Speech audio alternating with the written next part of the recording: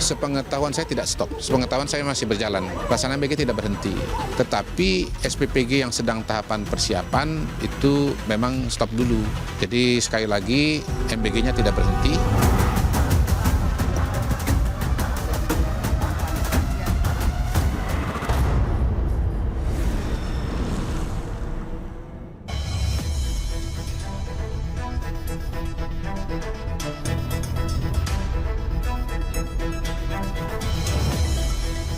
Selamat malam, program Makan Bergizi Gratis menghadapi persoalan besar setelah Kejaksaan Agung menemukan adanya korupsi penyelewengan anggaran dalam jumlah besar.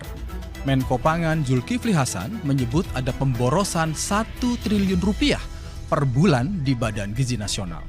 Presiden sudah mengganti pimpinan BGN dan meminta adanya koreksi total pelaksanaan Makan Bergizi Gratis. Muncul desakan agar tata kelola termasuk alokasi anggaran MBG dipangkas. Bahkan ada yang meminta untuk dihentikan. Anggaran MBG bocor, awas APBN tekor. Inilah Satu Meja The Forum malam ini bersama saya Yogi Nugraha. Untuk membahas tema malam ini kita sudah kedatangan narasumber.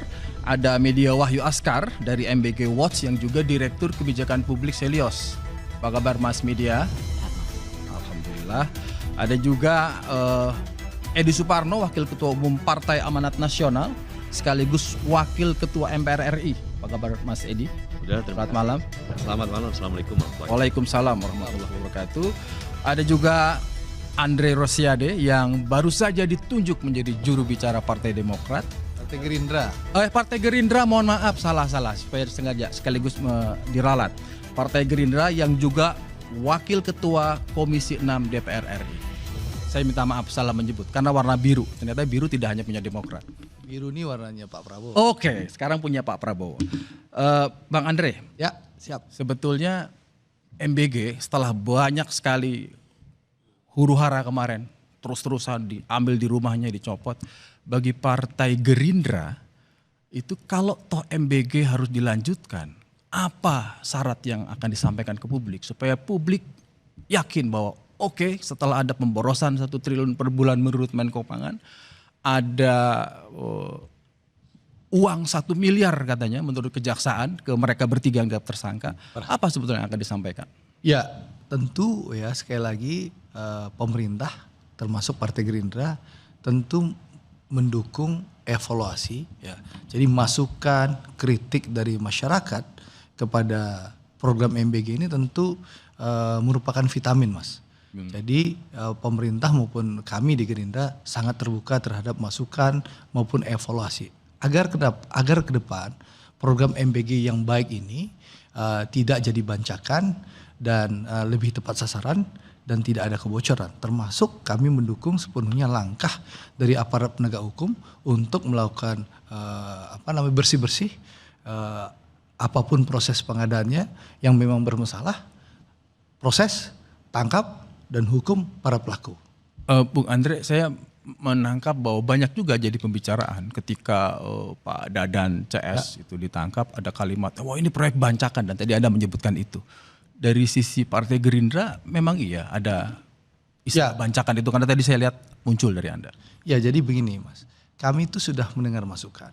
Ya, banyak hal para pihak dan kita sudah menyampaikan dan ini berproses dan disitulah Pak Prabowo mendengarkan masukan, kan beliau berpidato mendapatkan masukan, ada beliau pidato itu di tempat Marsinah itu beliau pidato bahwa beliau menyatakan kepala BPKP menyampaikan ke beliau ada orang dekat beliau yang melakukan perilaku korupsi. Pak Prabowo bilang apa?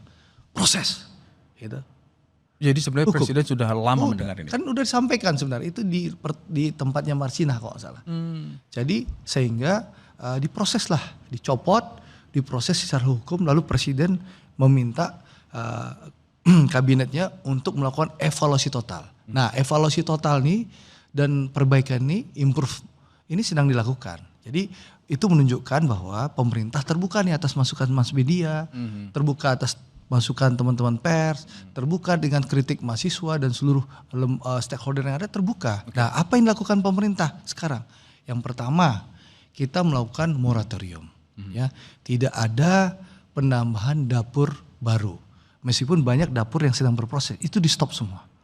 Yang kedua, ya, dalam masa libur sekolah ini seluruh dapur itu berhenti beroperasi. Stop dulu. Ya. Tidak ada lagi pengiriman untuk siswa, anak SD, TK sampai SMA nggak ada. Kalau dulu kan ada tuh dikirimin, sekarang nggak ada.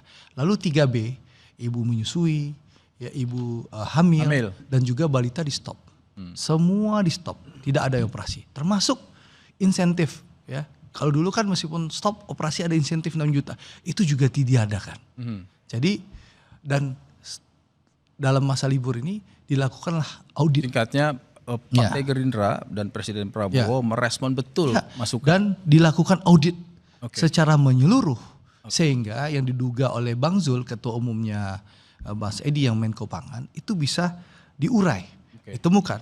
Ya, jadi di stop, moratorium, operasi di stop satu libur, lalu diadakan audit besar-besaran supaya kita bisa membenahi dan membentuk tata kelola yang lebih transparan dan jangan MBG ini jadi bancakan. Itu komitmen pemerintah Presiden Prabowo. Komitmennya tolong dicatat. Saya ke media.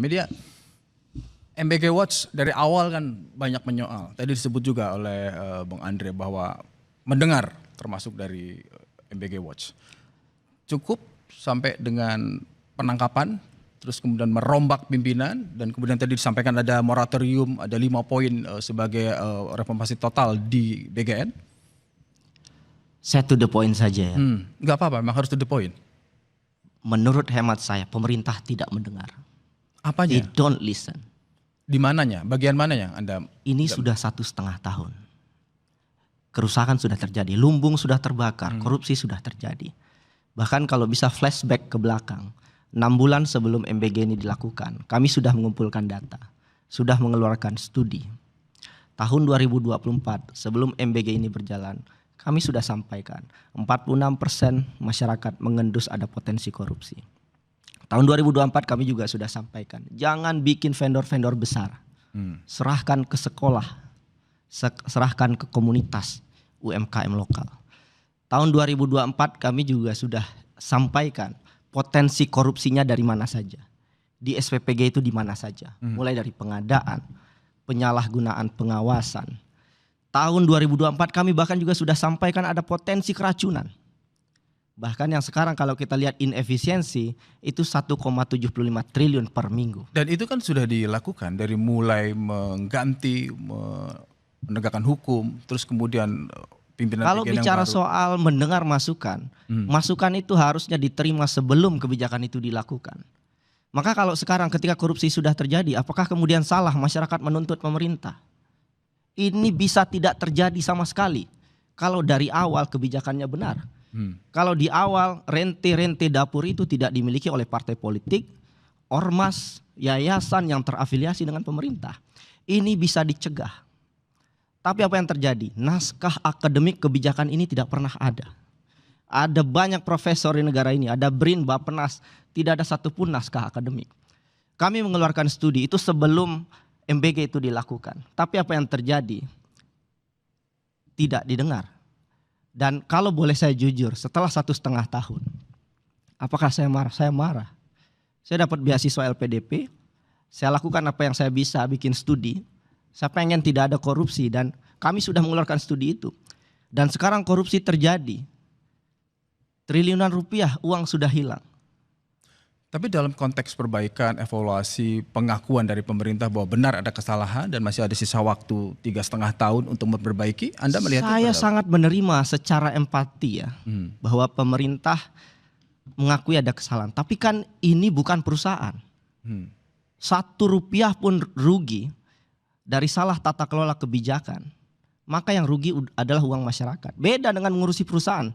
Perusahaan salah hitung, yang rugi adalah perusahaan. Tapi meskipun ketika pengelola negara ada salah sanksi hitung, hukum yang sekarang sedang berproses.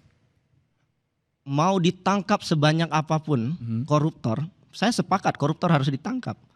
Tapi pertanyaannya, apakah kemudian uang yang hilang ini lantas kemudian kembali? Apakah kemudian sampai 2029 kita disuguhi tangkap menangkap terus? Dan lebih parah lagi, sebetulnya inefisiensi dari program ini luar biasa. Itu kenapa saya selalu meyakini empirical based evidence. Jangan sampai di negara ini politik rente mengalahkan kajian akademik. Itu yang kami sesalkan. Karena dari awal kajian akademiknya nggak kuat, pilotingnya nggak ada, hantam saja kiri kanan depan belakang, dan sekarang setelah 1,5 tahun, lumbung padi sudah terbakar. Korupsi sudah terjadi. Dan kemudian kita membahas ini lagi berulang-ulang, evaluasi tata kelola. No, tata kelola itu dilakukan sejak hari pertama kebijakan itu diluncurkan. Sebagai bentuk evaluasi yang tidak melihat ada perbaikan. Tentu kita berharap ada evaluasi, tentu saja. Menko Pangan Zulhas mengatakan salah satu Ya. alasan mengganti pimpinan BGN adalah karena ditemukan pemborosan, ada tata kelola yang salah dan sebagainya. Kita dengarkan dulu pernyataan dari Menko Zulhas. Dan pada saat itu akhirnya Presiden mendengar dan sudah mengambil keputusan, ya diganti dengan manajemen yang baru, istilah kita ya. Oleh karena itu perlu waktu penataan, ya 1 bulan ya. Kalau 6 juta satu hari, maka 1 bulan ada pengeluar lebih 1 triliun pemborosan. Berarti kalau 1 tahun berapa itu, Bu? 12 triliun. Nah, ini yang maka perlu penataan untuk ditata agar bisa diperbaiki dan diselesaikan. Saya mau ke Mas Edi. Mas Edi, tadi kan clear tuh ya, mengatasnamakan Presiden, menyampaikan bahwa alasannya jelas, copot, kemudian ada tata kelola yang salah. Tetapi saya ingin bertanya, 1 bulan cukup ya untuk kerusakan yang begitu parah gitu kan, banyak sekali, atau Mas Edi mau menjelaskan seperti apa? Saya ingin mengistilahkan MBG ini ibaratnya sebuah bis besar. Bis besar, oke. Penumpangnya banyak, berjalan sudah. Kadang-kadang jalannya ugal-ugalan sehingga ada yang muntah. Gitu. Ya. Yang jarak jauh, jarak dekat, bayarnya tetap sama 6 juta. Gitu. Nah, sehingga akhirnya perlu dilakukan evaluasi. Setelah begitu banyak masukan dari masyarakat. Masyarakat memberikan masukan, pemerintah mendengar, pemerintah merespons. Ya. Caranya gimana? Kita moratorium dulu. Kita hentikan dulu pembangunan SPPG. Bahkan saat ini sudah tercatat ada 7.000 unauthorized SPPG yang menyebabkan kerugian disampaikan Pak Zulhas 1 triliun per bulan. Nah, di samping itu juga kemudian insentif mau yang kemudian memberikan makan bergizi gratis untuk 2.000 anak, 1.500 anak, 500 anak tetap dibayar 6 juta per hari. Insentif itu harus evaluasi. Ya. Dihentikan, Mas. Ya, Sudah dihentikan. Dihentikan. Nah, kemudian termasuk juga bagi yang sekarang ini misalnya 8 juta, ada 8 juta penerima yang salah. Jadi ibaratnya penumpang, ya ini dikurang-kurangin semuanya. Yang 8 juta dikurangin, turun gitu. Ya. Itu penghematannya sendiri 25 triliun. Ya. Nah, sehingga masa ini dilakukan waktunya cukup untuk melakukan 2 hal. Di hulu kita lakukan penataan. Di hilir kita lakukan penguatan pengawasan. Ya.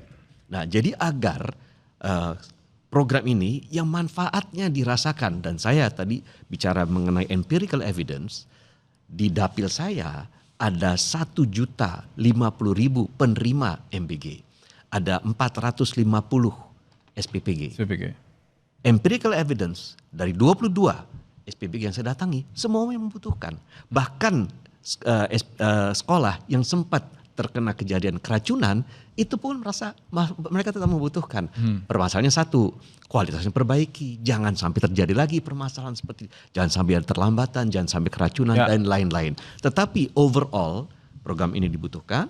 Program ini merupakan salah satu program yang ditunggu oleh anak-anak di sekolah, tetapi memang kita akui perlu penyempurnaan. Jadi overhaul ini yang dilakukan, bus ini berhenti dulu, overhaul dulu, supaya apa? Nantinya bisa melaju lebih baik lagi. Penumpang diangkut betul-betul mereka-mereka yang memang layak. Persoalannya 1 bulan cukup. Ini kan Rasanya, atau mungkin Pak Zul cuma sekedar memberikan dulu sementara, tapi nanti perlu kajian Boleh mendalam. saya tambahkan nggak? saya Silakan. Mungkin saya tambah. Perbaikan dan evaluasi termasuk moratorium. Ya. Itu akan dilakukan sampai akhir tahun. Jadi sampai akhir tahun 2026 ini tidak akan ada lagi penambahan Tambahan SPPG. SPPG. Yang ada adalah evaluasi besar-besaran. Oke, saya kembalikan ke Mas Edi. Mas Edi ingin melancang apa? Ya, jadi menurut saya memang hari ini kita memang harus melakukan penataan, Ya. audit yang perlu diaudit, ya. Yang sekarang ini merasa bahwa SPPG-nya itu tidak bekerja dengan baik, ugal-ugalan, terlambat pengiriman dan lain-lain, wajib untuk bisa kemudian dilakukan evaluasi terhadap SPPG tersebut. Nah, setelah itu pada saat dilaksanakan kembali harus diperketat aspek pengawasannya. Penjelasan itu kan sudah rinci. Apa yang dikhawatirkan oleh MBG Watch, Anda dan kawan-kawan sudah sangat dilakukan, direspon gitu. Tapi apa itu tidak cukup? Kenapa? Karena bagaimanapun ini janji kampanye presiden dan harus disampaikan. Anda melihat apa yang kurang dari yang sudah dikerjakan? Paling tidak direspon dalam 1-2 minggu ini. Tapi ditahan dulu jawabannya, kita akan kembali setelah yang satu ini. Tetaplah di Satu Meja The Forum.